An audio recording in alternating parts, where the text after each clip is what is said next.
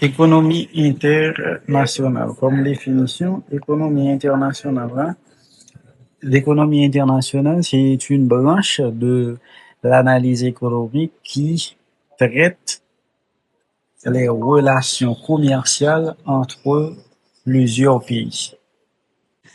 Donc c'est ça pour une définition de l'économie internationale. Même pas qu'à parler de l'économie internationale, ça ne pas parler de commerce international. Commerce. C'est quoi le commerce international? Le commerce international, c'est l'échange de biens et services entre deux ou plusieurs pays. Commerce international, échange de biens et services entre deux ou plusieurs pays. Et pour nous parler de commerce international, il faut qu'il y ait un élément d'extranéité. Je dis élément d'extranéité ou bien élément étranger. Par exemple, relation et commerciale entre Haïti et les États-Unis. Par exemple, Haïti a acheté du riz dans les États-Unis, il a acheté de lait, etc. dans les États-Unis. Donc, relation, il y a une relation commerciale parce que nous avons parlé là de commerce international parce que les mettait en question deux pays, relation commerciale entre deux pays. Donc, il y a la présence d'un élément étranger ou d'un élément d'extranéité. Pourtant, qui gagne dans l'économie internationale, c'est le libre-échange. Parce que pour faire commerce international, donc, on va parler de libre-échange. Libre-échange, c'est l'élimination des barrières douanières, c'est-à-dire le libre accès, c'est-à-dire pas de barrière douanière pour empêcher importation ou bien exportation. Pays libre frontières au commerce international, aux échanges internationaux. Ouais, donc ça fait que pays ça, selon théorie de libre-échange, là, deux pays qui décident d'ouvrir frontières au commerce international, ou bien avec échange international, donc, pays ça, il y a une situation beaucoup plus avantageuse parce que, pas un pays qui a vivre en autarcie et que, puisqu'il y a échangé bien avec service, tout le peuple, il y a besoin de plus bien avec service et des fois avec un meilleur prix. L'important dans le point ça, c'est la mondialisation. Mondialisation. C'est quoi la mondialisation? La mondialisation. La mondialisation, c'est un phénomène d'échange croisé entre les pays du monde. La mondialisation, c'est un phénomène d'échange croisé entre les pays du monde. Donc mondialisation, c'est lui-même qui contribue avec ça l'élimination des barrières douanières et encore l'abandon du protectionnisme, c'est-à-dire question imposer les barrières douanières et soit à l'importation, soit à l'exportation de produits. Donc c'est grâce avec la mondialisation que ça va disparaître, la mondialisation ou encore la globalisation et que n'ont pas appliqué politique protectionnisme. Bien que de nos jours, toujours il y a quelques pays qui appliquent une sorte de protectionnisme. Ouais, ils ont appliqué, mais pas en ville. Et en plus de ça, ils n'ont pas appliqué sous toute rigueur que ça a été quand fait avant. Nous parlons de protectionnisme. Protectionnisme, c'est qui ça lié? Le protectionnisme.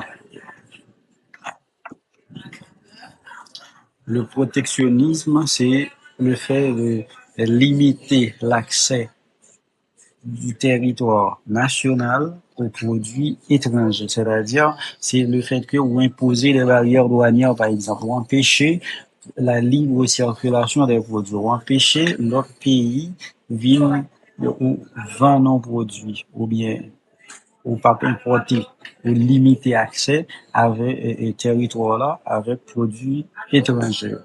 Donc il y a un pays qui fait ça, donc c'est pour et encourager la production locale pour que le pays va craser production locale. Donc, on paquet de mesures que on prend en matière de politique en matière de politique, de politique protectionnisme, et que c'est pour protéger l'économie en général. Que y a pran mesure sa pour protéger l'économie, hein, li gen konsekans li, puisque tout à l'heure nous avons dit que pays yo pa ka vivre en autarcie. C'est pas un pays qui a produit tout ça besoin, tout ça consommateur locaux yo a besoin, ouais, tout ça consommateur local yo a besoin pour yo fonctionner, par un pays qui gagne tout pour le fonctionner lui-même. On ka gagner, on ka fonctionner pendant un temps si on pas fait commerce avec nous. On ka fonctionner pendant un nombre de temps. Mais on va faire tout le temps, on va fonctionner sans va faire commerce du tout. Maintenant, nous allons voir les théories traditionnelles. Les théories traditionnelles. Les théories traditionnelles. Parmi les théories traditionnelles, nous avons une théorie de l'avantage absolu et théorie de l'avantage comparatif. Théorie de l'avantage théorie de l'avantage absolu avec Adam Smith qui lui-même lui prônait que chaque pays doit spécialiser dans la production bien côté que yo gen un avantage absolu et abandonner production l'autre bien, c'est-à-dire là il a importé l'autre bien dans un pays qui produit plus bien avec moins de recours, avec un coût plus faible. Donc pays en doit spécialisé dans la production côté que des gagnants avantage absolu. Mais situation que nous allons pour nous développer dans NS2, dans voir ça en détail, et que dans situation côté que pays ne doit pas gagner avantage absolu dans pièce bien. D'où l'importance maintenant de la théorie de l'avantage comparatif avec David Ricardo. Théorie de l'avantage comparatif.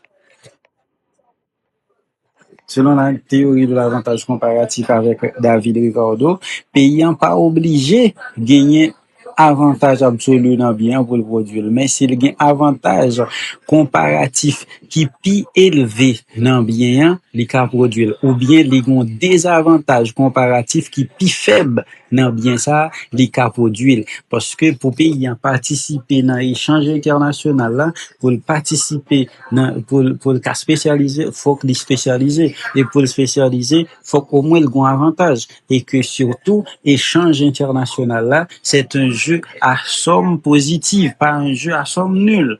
Et que c'est un jeu gagnant-gagnant. Et que si si pays li remarque que si l'entrée dans l'échange international et que la perdant, donc la bien pour le fermer frontière avec l'échange international parce que pas gain intérêt pour le produit pour l'entrer dans l'activité côté que la perdant.